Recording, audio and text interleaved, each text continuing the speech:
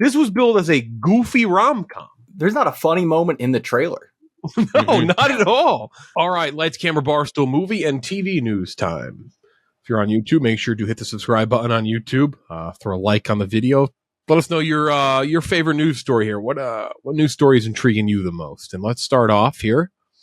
Ken, Jack, Gooch, Jeff D. Lowe. Let's start off with this new Glenn Powell and Sydney Sweeney movie, which has had a lot of buzz. I thought it was a Netflix movie, by the way. That type of buzz. You know what I'm saying? Yes. Certainly feels like it. It's so this was billed as a rom-com, directed by Will Gluck, who has directed the Peter Rabbit movies, the Annie reboot, Easy A, fired up, very funny movie, by the way, underrated comedy movie. Again, I thought it was Netflix, not going to theaters Christmas time. Two people who despise one another can't seem to get away from each other while on a vacation in Sydney. Sydney Sweeney, Glenn Powell, Alexander Shipp. The trailer is like a 50 Shades of Grey trailer. It's like the sexiest, tensions in the air. I thought this was supposed to be like a goofy rom-com. The doofiest, and they explain the concept. It's like the doofiest 2005 rom-com that's ever existed. And then they're like, yeah, but the trailer reads as 50 Shades, like an erotic thriller or something like that. It's like, that's not what this is. That's not what you're telling me this is. It's what you're showing me what this is, though. It's weird.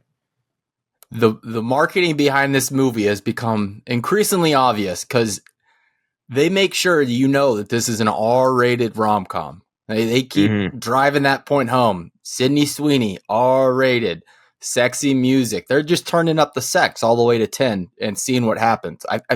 That was a terrible trailer. I'm excited for this movie because we don't get enough rom-coms, especially big studio rom-coms that back from the early 2000s, the 90s. This does not look like one that's going to revive the genre at all. This looked bad. Yeah. I wonder if Glenn Powell hangs dong, if that's the R rating. That would be incredible if we see Glenn Powell's dick for this movie. I mean, that'd be awesome. It'd be more awesome? Seeing Sydney Sweeney's titties. It's such an odd thing to do this with the trailer because, this can't be the vibe of the movie.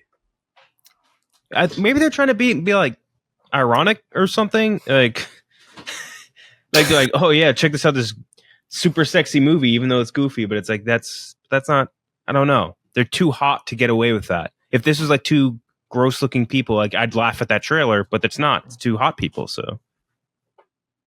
Yeah, no, I have no idea what they're doing here. So strange. So I'm very confused by that move. Maybe that is the vibe of the whole movie. That'd be very odd for a rom-com. Sexy, but this was billed as a goofy rom-com. There's not a funny moment in the trailer. No, not at all. Not at all. Weird. Next bit of news.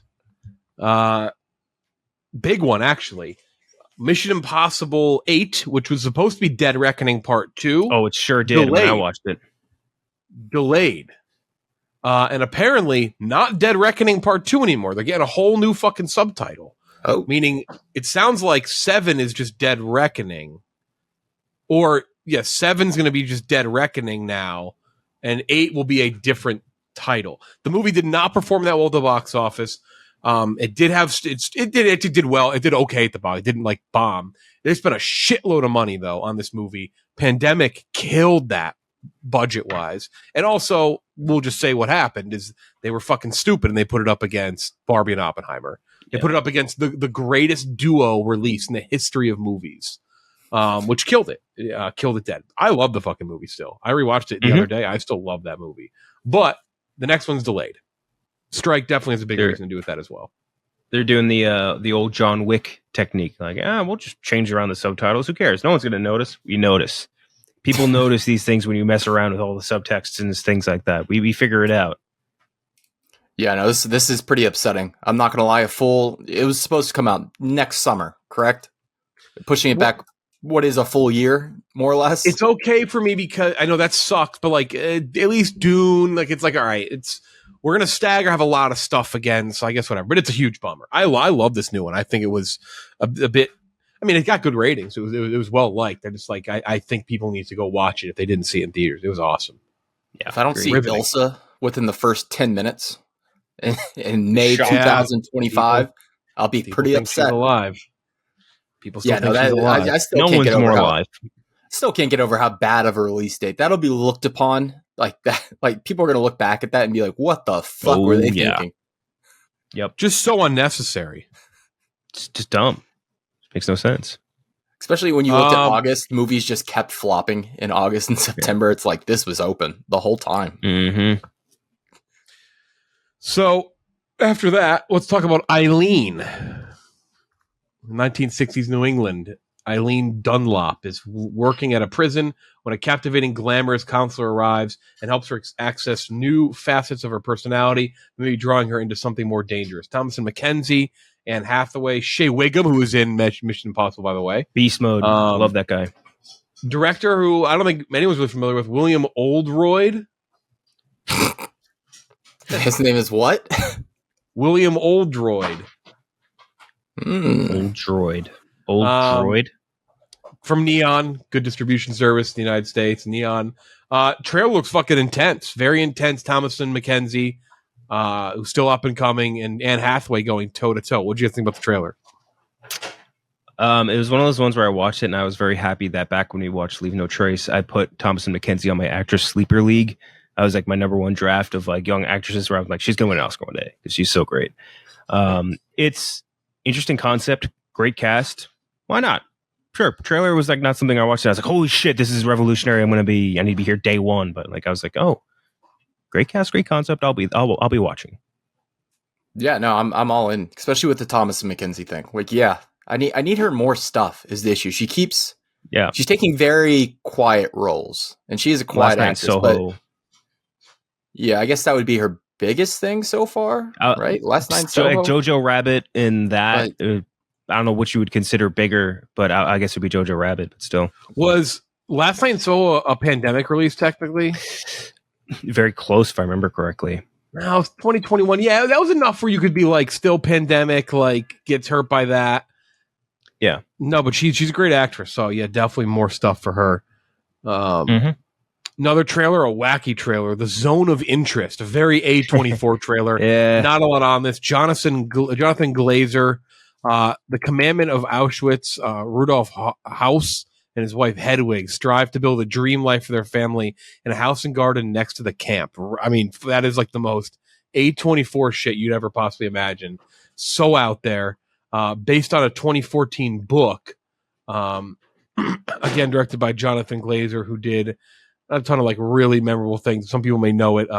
Birth, Under the Skin. I've done a ton of stuff over the years, but yeah, wild concept. Mm-hmm. Yeah, I think it looked. I think you took the words out of my mouth as far as like A24ish, because that is like the most A24 thing you could think of. It's like, hey, let's find a way to make like an absurdist movie within the Holocaust. But I don't know. Again, it's another thing where it's like A24 gets infinite benefit of the doubt, you know? Yeah, and Glazer made one of the more wild A24 movies with, what was it, Under the Skin? Scarlett Johansson? Yeah. Oh, yeah. That was A24, right? Yeah. So, interested to see this. The reviews I've seen out of this are pretty crazy. Like, one that made me laugh, I think I saw someone call it his Yeezus. It's like, so very experimental. The poster was awesome. And yeah, really looks, cool poster. Yeah, really good one. And it does look incredibly A24, but into the year, heading into awards season, we're going to get a lot of movies like this. So hopefully we get good ones. Nothing worse. There's nothing worse than when you get a prestige movie in December and it just fucking stinks.